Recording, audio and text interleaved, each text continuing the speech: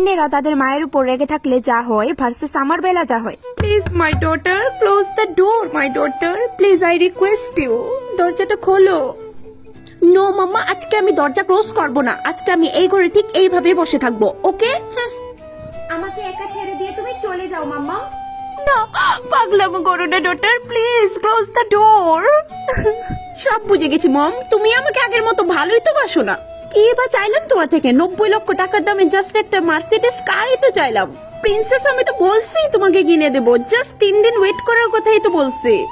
মাম্মা, তুমি যদি আমাকে সত্যিই ভালোবাসতে না তাহলে আমাকে এইভাবে ওয়েট করার কথা বলতে না, এক্ষুনি চাই এক্ষুনি এনে দিতে।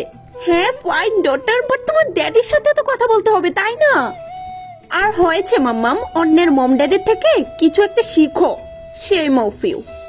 প্রিন্সেস, তুমি কি জানো তুমি কি বলছো? এই তো মাত্র 10 দিন আগে তোমাকে আইফোনের সবচেয়ে ভালো ব্র্যান্ডটা কিনে দিছি, তাও পুরো 1.5 কোটি টাকা দিয়ে। হ্যাঁ তো 1.5 কোটি টাকা দিয়ে আইফোনই তো দিছো, কি এমন দিয়ে দিছো? আইফোন দিতে পারছে বাট গাড়ি দিতে পারতেছে না। প্রিন্সেস, এরকম ভাবে বলো না, দেখো তোমার মাম্মাম কেঁদে দিচ্ছে, প্লিজ ক্লোজ দ্য ডোর। দেখো মাম্মা, আমি দরজা তখনই খুলবো যখন দরজা খুলেই দরজার সামনে মার্সিডিজ থাকবে, ওকে? তার আগে পর্যন্ত সরি। প্রিন্সেস, তুমি আমাদের একমাত্র ডটার, আমি তো বলছি দেবো, জাস্ট ড্যাডির সাথে কথাটা হয়ে যাক। তুমি আমাকে 3 দিনের সময়টুকু দিতে পারতেছো না। ড্যাডি ড্যাডি আর ড্যাডি, আমি বুঝি না মা, তুমি সে কখন থেকে ড্যাডি ড্যাডি কেন করতেছো? ড্যাডির প্রায়োরিটি আমার থেকেও বেশি তোমার কাছে। প্রিন্সেস, আমি তো না করিনি, বাট তোমার ড্যাডিকে তো জিজ্ঞাসা করতে হবে নাকি? ভাত খাবে তো, দরজাটা খোলো। সরি মামা, আমি আজকে ভাতও খাবো না আর দরজাও খুলবো না, ওকে? সরি। এরকম বলো না প্রিন্সেস। ঠিক আছে, আমিও তাহলে আজকে এই দরজায় মাথা ঢুকে ঢুকে নিজের প্রাণ ত্যাগ করবো, রাখবো না আমার এই জীবন। আমার ডটার ছাড়া আমার কেউ নেই, কেউ নেই, কেউ নেই, কেউ নেই। ওয়েট, মাম্মাম কি দরজায় মাথা ঢুকতেছে? না না, মাথা ঢুকলে কি করে হবে? মাম্মাম যদি মরে যায় আমাকে মার্সিডিজ কে কিনে দেবে? না না, উঠতে হবে।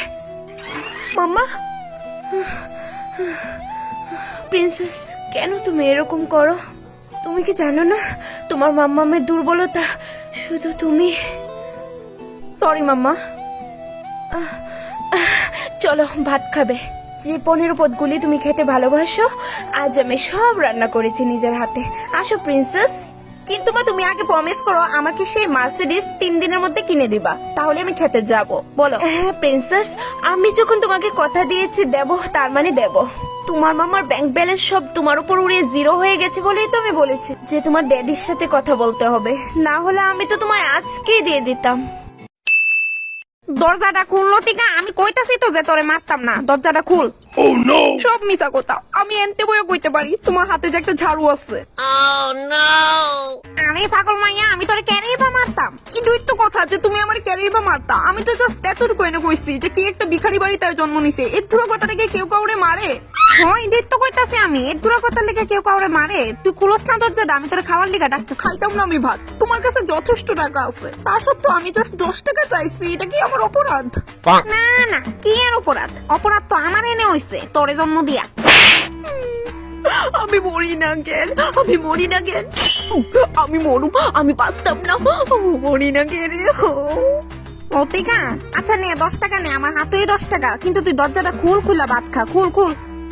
Huh? নে 10 টাকা নে। ভিখারি, ভিখারি। এই ফ্যাঙ্গানি বন্ধ কর, নে বাতি খা, আর খায় আমার উদ্ধার কর। খাইতাম না আমি, তুমি খাও। Oh no! তোর নাকি কি তা নতুন কোন অস্ত্র বানান লাগবো আমার? তুমি আমার মারছো আর 10 টাকাও দিছো না। চুপচাপ গিল, নইলে এক্ষুনি যদি আমি ফিডা স্টার্ট করি আর কিন্তু থামতাম না।